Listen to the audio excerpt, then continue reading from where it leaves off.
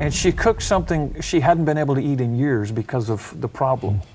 She slept soundly for the first time in years. When she went back to the doctor, she had a regular checkup for this heart condition. The doctor was astounded, said, "What have you been doing? Your heart's like new." And she told the doctor what happened, and that's when the doctor almost had a cardiac arrest because did you have withdrawal symptoms? She said, "None." And the doctor just threw up her hands and said, "Well, whatever you're doing, keep doing it." So do you see people getting new body parts often like I do. this? What happened in Singapore? Singapore was a little bit different. We were ministering at a church, and this lady who had invited us to minister to this youth group was there, and after we had ministered to the youth and prayed for them, she said, "Well, I want prayer too." She said, "But I'm not going to name anything." Well, I knew from an acquaintance what was going on, but I asked the Lord, "What do you want me to do?" He said, "I just want you to take the sword of the Spirit and pierce her heart." Now, that sounds a little bit strange.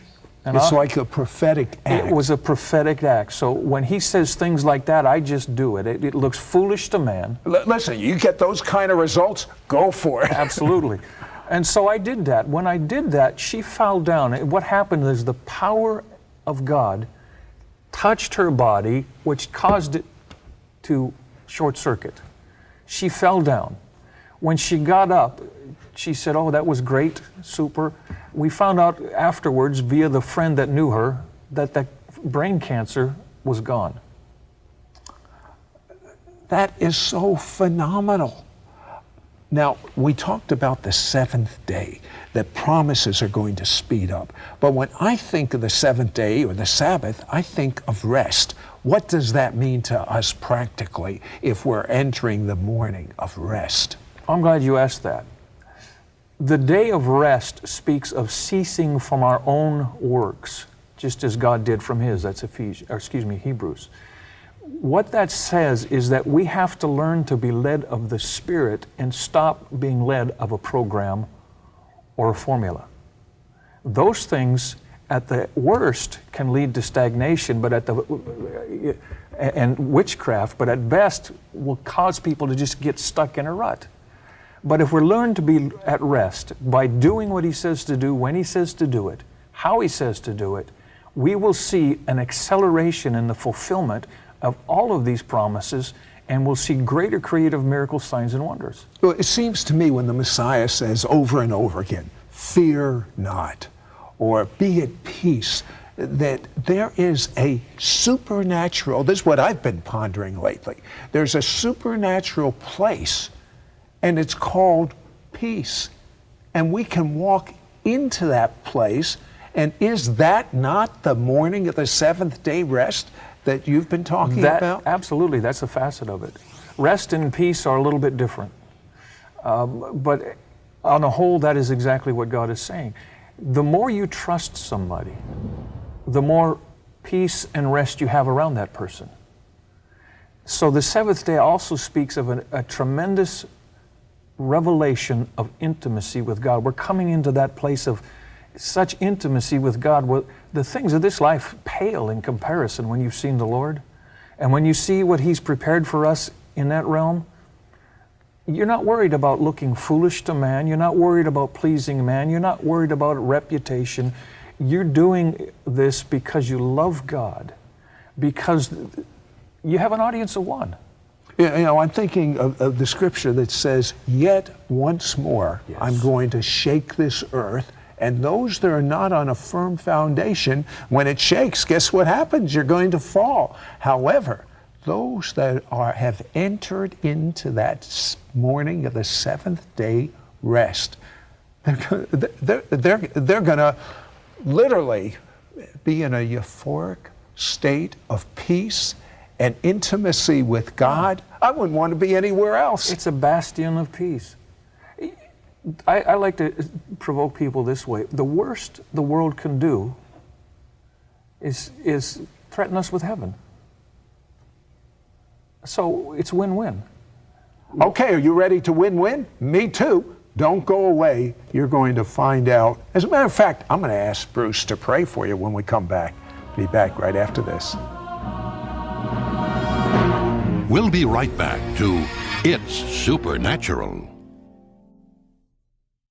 We now return to It's Supernatural.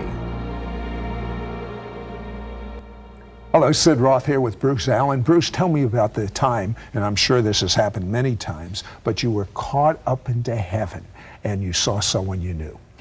Yes, that was unusual. I was in a season of prayer and just worshiping God, and suddenly I was in heaven, paradise. And there was great activity going on, like bustling. I don't know how to describe that. Almost like Christmas in a mall. And all of a sudden, almost like all the activity is going on because the holiday or the event's about ready to happen. You have to get everything in place. So there's a lot of activity going on. Much activity. Yeah. And my aunt, who had died about 7 years previously to that, walked up. And she was all excited. She said, "Bruce, it is so exciting." And I said, "What's so exciting?" She said, "The preparation for the marriage supper of the Lamb is almost complete. And heaven is abuzz with this news and excited because it's the culmination, the completion."